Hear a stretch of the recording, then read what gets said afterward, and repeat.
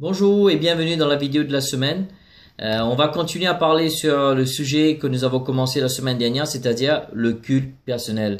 Espérons que ces quelques informations qu'on vous a transmises au travers de ces 10 minutes a pu vraiment vous aider à éclaircir vos pensées. S'il y avait des doutes se concernant, ou peut-être ça, peut-être pas éclairci, ou peut-être élargir votre manière de penser concernant le culte personnel, ou sinon intensifier si vous avez déjà un culte personnel. En tout cas, on tenait à vous remercier pour le temps que vous prenez pour regarder ces vidéos. Merci pour vos retours et merci pour vos témoignages. Avant d'aller plus loin, je voudrais que vous n'oubliez pas une chose. Je voudrais juste que vous preniez un instant, vous prenez votre Bible et vous ouvrez dans le livre des évangiles de Matthieu. Je répète, prenez votre Bible. Ouvrez votre Bible dans l'évangile de Matthieu, le chapitre 25, et je vais juste lire un verset, quelque chose que vous ne devriez pas oublier. Matthieu, le chapitre 27, le verset 51. Je répète, Matthieu, le chapitre 27, le verset 51. Je vais le lire. Et suivez dans votre Bible. Et voici le voile du temple se déchira en deux, depuis le haut jusqu'en bas. La terre trembla, les rochers se fendirent. Et là, nous voyons ça. C'était juste après la crucifixion, après le sacrifice de Jésus, nous voyons que le voile se déchira. Et nous savons tous que dans l'Ancien Testament, le voile représentait quoi? Représentait la séparation du lieu saint et le lieu saint des saints. Le lieu saint des saints, là où était résidé l'autel qu'on appelait le tabernacle, là où la présence de Dieu résidait. Mais maintenant que Jésus a donné sa vie, nous voyons que le voile se déchira. Qu'est-ce que Dieu essaya de faire comprendre à son peuple? Dieu essaie de faire comprendre, plus besoin d'attendre que le sacrificateur puisse aller une fois par an, contempler la présence, après avoir respecté tous les rituels et venir pour transmettre la présence au peuple. Dieu dit maintenant que mon fils est venu, c'est donné sur la croix, vous n'avez plus besoin de sacrificateur. Jésus est l'ultime sacrificateur maintenant. Tout peut accéder au Père par Jésus. Donc maintenant, ce qui nous fait comprendre que nous avons tous accès à Dieu. C'est quelque chose de très important que je ne voudrais pas que vous oubliez, vous qui êtes jeunes. N'oubliez pas, Jésus est venu enlever la séparation et maintenant nous avons accès au Père au travers de lui. Donc n'oublions surtout pas que Jésus est venu rétablir la communication, la relation ou sinon l'intimité entre l'homme et Dieu.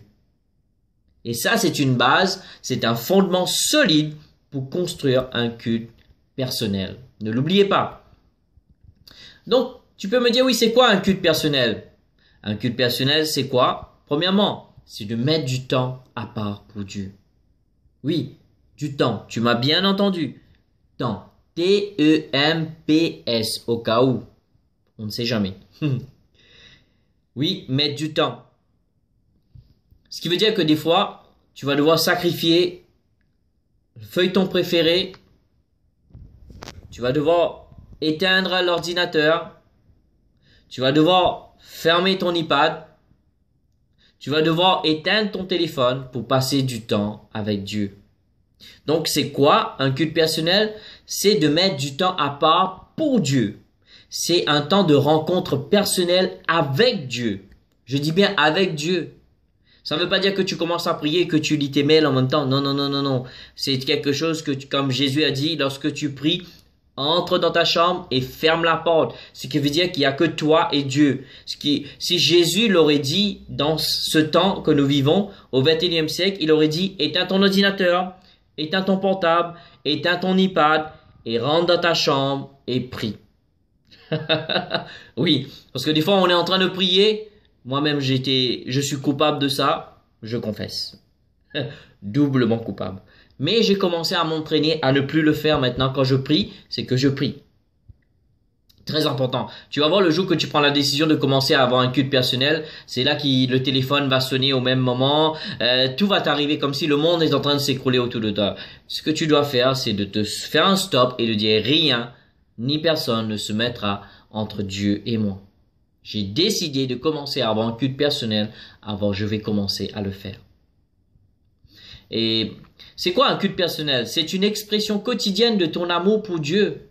Tu vois, le fait que tu dis à Dieu que tu l'aimes, mais c'est une autre manière de dire, Seigneur, je t'aime, mais je l'exprime par le temps que je mets de côté tous les jours pour toi. Tu vois, c'est une bonne manière pratique à exprimer ton amour vis-à-vis de ton papa. Donc, c'est quoi aussi un culte personnel? C'est de se détourner, s'arrêter un moment pour être seul avec Dieu.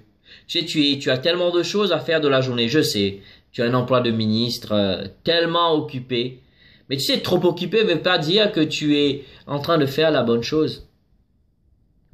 Ça, c'est très important. C'est important d'être occupé dans la vie. C'est pas important. Ne me comprends pas mal. Si tu glandouilles, tu fais rien de ta vie, alors là, tu dois te poser des questions. Mais ce que je veux dire, c'est être trop occupé aussi, cela ne veut pas dire que tu es en train de faire les bonnes choses. Mais tu dois commencer à mettre les choses en ordre. Ça, c'est quelque chose de très important que moi-même, j'ai dû commencer à le faire dans ma vie. Et je me bats toujours jusqu'à ce jour que je suis en train de parler. Aujourd'hui, oui, je dois toujours me battre pour maintenir cela. Parce qu'il y a tellement de choses qui se mettent entre moi, mais je continue à me battre. Je ne suis pas au summum, mais je grandis. Alors, je t'encourage vivement, toi aussi, à le faire. Tu sais, qu'est-ce que tu es en train de faire? Tu te détournes, tu t'arrêtes pour écouter et aussi pour déclarer ton amour pour lui. Et ça, c'est très important. C'est de rechercher la présence de Dieu et rechercher la personne de Dieu. Tu sais, trop de fois dans l'église, nous entendons des gens, Dieu fait ceci pour moi, Dieu fait cela. Tout le monde, nous voulons la main de Dieu, mais peu cherchent la face de Dieu. Mais tu vois, le culte personnel, c'est non seulement un temps où tu cherches la main de Dieu. Oui, certes, dans ton culte personnel, tu vas prier pour tes besoins. Mais premièrement, tu cherches la présence de Dieu, la face de Dieu. Et ça, c'est très, très important. Tu dois comprendre que cette recherche n'est pas une recherche qui se fait de temps en temps. Ça doit être une recherche continuelle. Oui, tu m'as bien entendu. Répète après moi. Continuelle. Oui, une recherche continuelle. Si tu lis dans le livre des Psaumes, le chapitre 105, le verset 4, il dit « Ayez recours à l'Éternel et à son appui, cherchez continuellement sa face. » Oh, ce verset m'encourage beaucoup. Qu'est-ce que ce verset peut être une source d'inspiration? Le Psaume 105, le verset 4, lis-le dans ta Bible. « Ayez recours à l'Éternel et son appui, cherchez continuellement. » Il n'a pas dit de chercher que le dimanche. Quand tu vas au culte, il n'a pas dit de chercher que les 2e et 4e samedis quand tu viens à JBB. Non, il a dit continuellement. Ça veut dire c'est quelque chose que tu fais constamment, tous les jours. Tu sais, Dieu nous aime et nous sommes appelés à l'aimer de retour. Ça, c'est très important. Tu peux dire oui, mais je sais que Dieu m'aime. Mais maintenant, ce que Dieu attend de nous, c'est que nous l'aimons de retour. C'est dans sa présence que nous expérimentons plus son amour. Tu sais, il n'y a pas de meilleur moment lorsque je sens des moments difficiles, durs, où j'ai eu une longue journée. Des fois, je rentre, je m'enferme et je mets juste un CD de louange et je commence à passer ce temps avec Dieu. Tu as aucune idée à quel point sa présence peut te faire du bien. Et donc maintenant que tu es dans sa présence, tu commences à expérimenter et à ressentir son amour. Et c'est assez paradoxal. Mais de retour maintenant, tu commences à l'aimer avec cet amour qu'il t'a aimé. Donc n'oublie pas. Tu expérimentes sa présence. Tu reçois son amour. Et de retour, toi, tu l'aimes. Et non seulement tu peux l'aimer, tu peux commencer à aimer ton prochain. J'ai découvert qu'il y avait des gens que j'avais du mal, je dis bien du mal à aimer. Mais maintenant, avec l'amour de Dieu dans mon cœur, je peux aimer même mes ennemis. Alors je t'encourage vivement, jeune. S'il te plaît, ne néglige pas ce temps personnel avec Dieu. Ma prière pour toi, jeune, c'est que Dieu puisse te donner une faim et une soif. Jésus a dit dans les évangiles, ceux qui auront faim ou soif seront rassasiés. Alors ma prière pour toi, c'est que tu as soif de Dieu, que tu puisses avoir faim de Dieu. Le psaume 42, le verset 2 dit, « Mon âme a soif de Dieu, du Dieu vivant. » Et le psaume 63, le verset 2 dit, « Ô Dieu, tu es mon Dieu, je te cherche. Mon âme a soif de toi. Mon corps soupire après toi dans une terre aride et desséchée. » Médite sur ces versets. Psaume 42, verset 2. Psaume 63, verset 2. Ces versets vont t'inspirer pour avoir faim et soif de Dieu. Avoir la soif de Dieu nous éloigne de la religiosité. Avoir soif de Dieu nous garde de la routine. Tu vois, si tu en as marre de la religion, alors aie soif de Dieu. Si tu en as marre de la routine, aie soif de Dieu.